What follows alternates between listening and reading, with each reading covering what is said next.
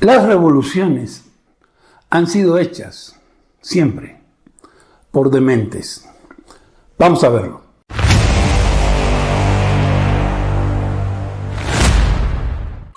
Mira, hay algo curioso, algo muy curioso en la figura del revolucionario.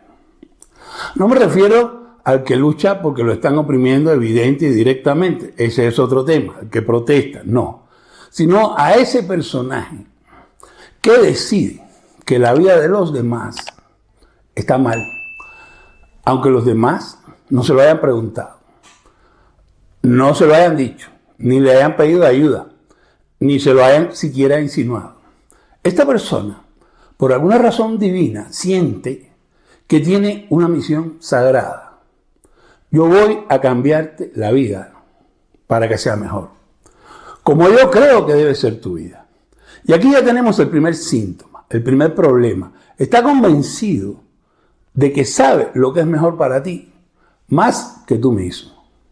Esto, si lo miramos desde el punto de vista psicológico, es una patología, es patológico. Piensa, por ejemplo, que un vecino que de pronto llega a tu casa sin que tú lo llames, abre tu refrigerador, tira la comida que tienes ahí y la sustituye por lo que él cree que deberías comer. Tú no estabas hambriento, no estabas enfermo, no le pediste ayuda, pero él sabe que su comida es más sana que la tuya. Esta es una situación absurda, muy poco probable en la vida real, pero no pasa así con las revoluciones. Esa mentalidad parte de una mezcla muy peligrosa de narcisismo y mesianismo sobre todo. El revolucionario de este tipo no ve a las personas como individuos libres, tú y yo, sino como piececitas de un rompecabezas que él tiene que reacomodar para que el cuadro final coincida con su fantástica idea del mundo perfecto.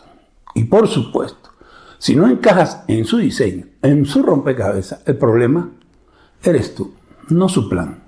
La psicología lo llamaría proyección combinada con control compulsivo. Proyecto en ti mis miedos, mis frustraciones y mi visión de cómo deberían ser las cosas. Y como yo no puedo tolerar que vivas de una manera distinta a lo que yo pienso, me invento la misión de corregirte. En el fondo, es una falta absoluta de respeto por tu autonomía y, a mi juicio, no puede ser otra cosa que demencia e ignorancia extrema. Es no estar enterado de que existe el otro.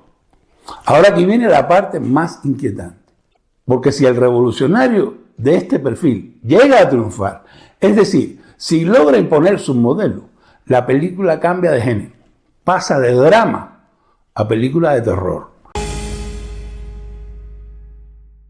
Cuando ya tiene el poder, el revolucionario se convierte en el árbitro de lo que está bien y lo que está mal.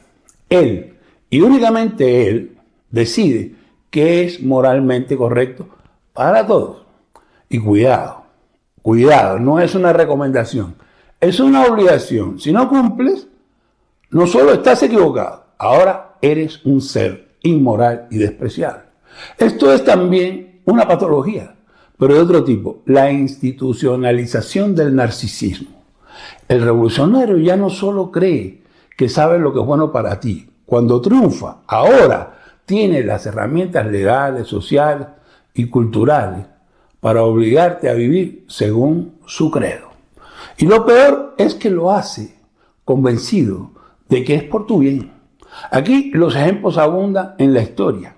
Revoluciones que prometieron libertad y terminaron imponiendo regímenes donde todo lo que no encajara con la nueva moral era severamente castigado.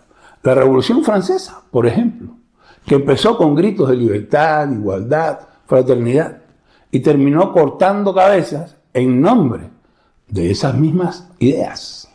O la Revolución Rusa, donde al final se estableció una moral oficial tan rígida que cualquier discrepancia no solo era un error político, sino un crimen contra la sociedad, contra los obreros, contra el pueblo, contra la humanidad. En el fondo, Lo que ocurre es esto. El revolucionario cree que al cambiar la estructura del poder, también tiene que reescribir la conciencia de cada ciudadano. Ya no basta con que aceptes vivir bajo sus reglas. Tienes que pensar, sentir y expresarte según su manual de lo correcto. Y si no lo haces, eres sospechoso, eres traidor, enemigo, hereje, lo que quieras. Lo más peligroso de esta mentalidad es que se disfraza de altruismo. El revolucionario dice, yo no lo hago por mí, lo hago por todos. Pero ese todos es en realidad un molde único donde todos tienen que encajar perfectamente. Y si no encajas, no eres parte del pueblo, ni de la causa, ni de la patria, ni de la historia, ni de nada. Al final, la frase inicial que dije se cumple a la perfección. Los revolucionarios quieren cambiar la vida del prójimo, aunque el prójimo no se lo haya solicitado, no se lo haya pedido. Y lo hacen porque psicológicamente no pueden tolerar que existan vidas distintas a la que ellos consideran correcta. El problema no es la injusticia real, sino su incapacidad para convivir con la diversidad de elecciones de los humanos. Los revolucionarios, antes de tener la experiencia, ya saben cómo debe ser esa experiencia. Eso es lo que define al militante revolucionario. Él no espera a comprobar si su receta funciona en la vida real. Él ya la trae abajo del brazo esa receta. Trae la verdad, trae la fe, trae todo. Antes de probar, ya dictamina. Tiene el veredicto antes del juicio. Y por eso es muy fácil encontrar culpables, inventar culpables cuando los necesita. Y una vez que su receta empieza a mover las fichas del poder, ya no hay vuelta atrás. Tienes que subirte al carro de la revolución. Y no existe, oye bien, no existe la opción de no subirte a ese carro. Y una vez trepado en el carro, si te bajas, caerá sobre ti todo el odio revolucionario del que hablaba el Che. Y te dicen que no es odio, es el pueblo haciendo justicia. En una revolución, el yo se esconde. El tú es innecesario y el ella o él no existen. El vecino, tu vecino, deja de ser tu vecino y pasa a ser alguien sospechoso, a quien vigilar y o delatar. La vida privada y el ámbito íntimo se colonizan por la moral revolucionaria. Cuando la revolución se vuelve el proyecto de todos, lo que queda es una sociedad de espejos. Todos repitiendo el mismo patrón, el mismo gesto, para no ser devorados. Al principio probablemente, como en Cuba, la mayoría está atrapada en ese espejismo de la justicia social, la igualdad, la dignidad del pueblo, acabar con los ricos, y todos levantan el brazo jurando lealtad al líder. Y para cuando se dan cuenta del desastre, ya es tarde. Un revolucionario es un delirante psicópata. Delirante psicópata. Lenin, Fidel, el Che Guevara, Hugo Chávez, todos ellos. El revolucionario es un ser dispuesto a todo para que su resentimiento y su odio reinen. Y no tiene que ser un ignorante, un iletrado. Un revolucionario, sin importar su formación académica, sufre de delirios criminales. Mira, en un programa de la BBC, por allá, por el 93 o el 94, un pensador canadiense, no recuerdo ahorita mismo su nombre, entrevistó al historiador marxista Eric Hobsbawm, o sea, un tipo leído y escribido, y le hizo una pregunta más o menos así. ¿Habría sido justificable la muerte de 20 millones de personas si hubiese sido necesario para lograr la utopía comunista? La respuesta de Hobsbawm fue clara, impactante, inmediata y sin titubeos. Dijo, yes, sí. Y acto seguido explicó que la posibilidad de un mundo nuevo, o sea, el mundo que a ellos, los revolucionarios, creen que es mejor, aunque naciera entre sangre y horror, valía la pena respaldarlo, aunque resultara en enormes sacrificios de vidas humanas o sacrificios de lo que fuera. Estoy muy seguro que él nunca se contó a sí mismo como uno más entre esos millones de muertos. Me viene a la mente ahora mismo la visita que hizo este socialista español Fernando de los Ríos a la Unión Soviética. Me parece que por los años 1920, en la que tuvo la oportunidad de caminar por las calles de Moscú y San Petersburgo y contemplar en vivo, en directo, con sus propios ojos, la enorme miseria en la que vivían los rusos bajo el régimen comunista. El objetivo del señor Fernando de los Ríos era entrevistarse personalmente con el mismísimo Lenin, y lo consiguió. Y cuenta él mismo que después de escuchar a Lenin vanagloriándose un buen rato de los logros de la revolución, Fernando de los Ríos le hizo la observación de que a pesar de todos esos logros, él, caminando por las calles, encontraba todo bajo un excesivo control y una ausencia total de libertades. Y cuenta que Lenin le respondió que las libertades no eran una cuestión prioritaria en el contexto revolucionario. Y seguidamente le espetó a la cara: ¿libertad para qué? Después de eso, ya en España, el señor Fernando de los Ríos se opuso a la entrada del Partido Obrero Socialista Español en la Internacional Comunista. Por supuesto. Yo no sé tú qué pienses, pero ¿qué tiene que tener en la cabeza alguien que pregunta: ¿libertad para qué? Es demencia, demencia pura. En este canal ya hemos hablado del resentimiento y de la envidia y del efecto que tiene en la comprensión que tenemos del mundo, este mundo en que vivimos. Hablamos de dónde surge ese resentimiento y esa envidia. Son sentimientos mezquinos y miserables, pero en cantidades razonables, si es que esto es posible, tal vez, y teniendo muchas ganas de comprender lo absurdo, podríamos hacer el intento por justificar sentir esa envidia y ese resentimiento. Pero en un revolucionario, y quiero aclarar que cuando digo revolucionario, no estoy hablando del hombre o la mujer que dicen que son revolucionarios, pero nunca han matado ni una mosca, ni piensan matarla.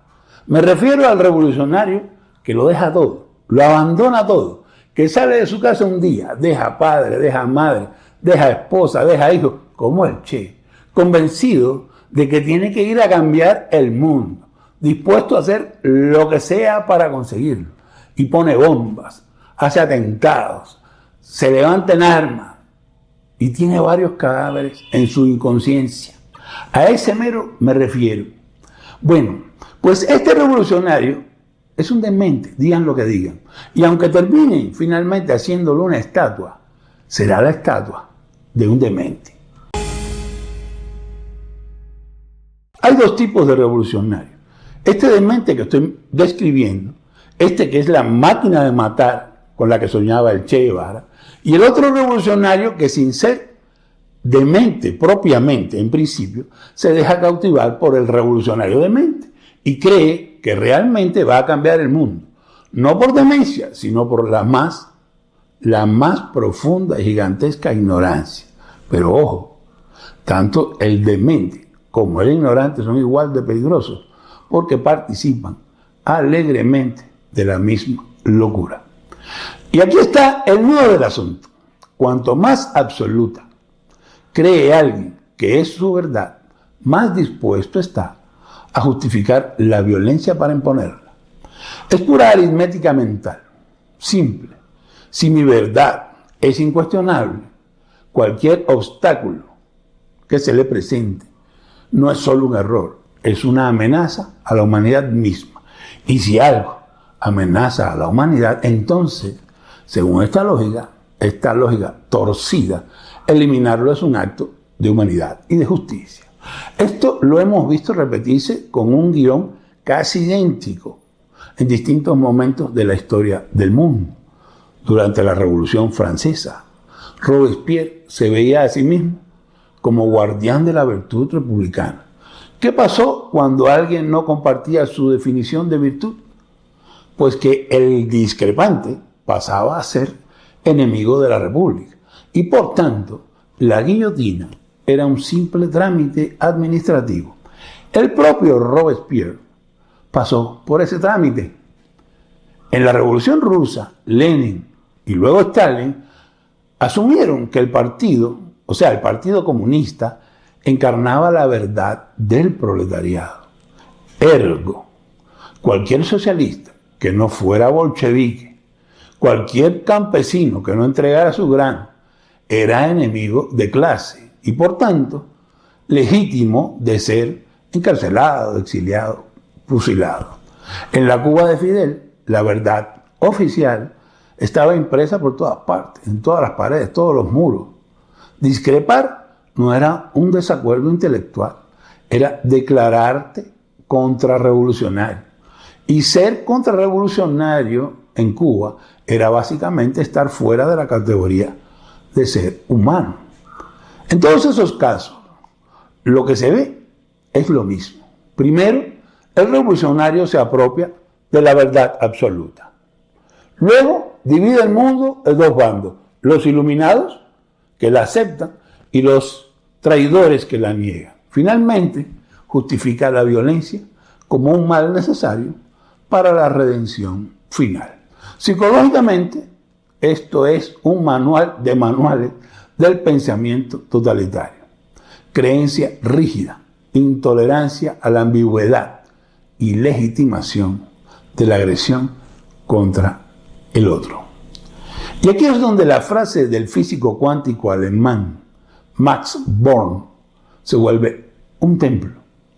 La creencia de que solo hay una verdad y que uno mismo está en posesión de la misma es la raíz de todos los males del mundo.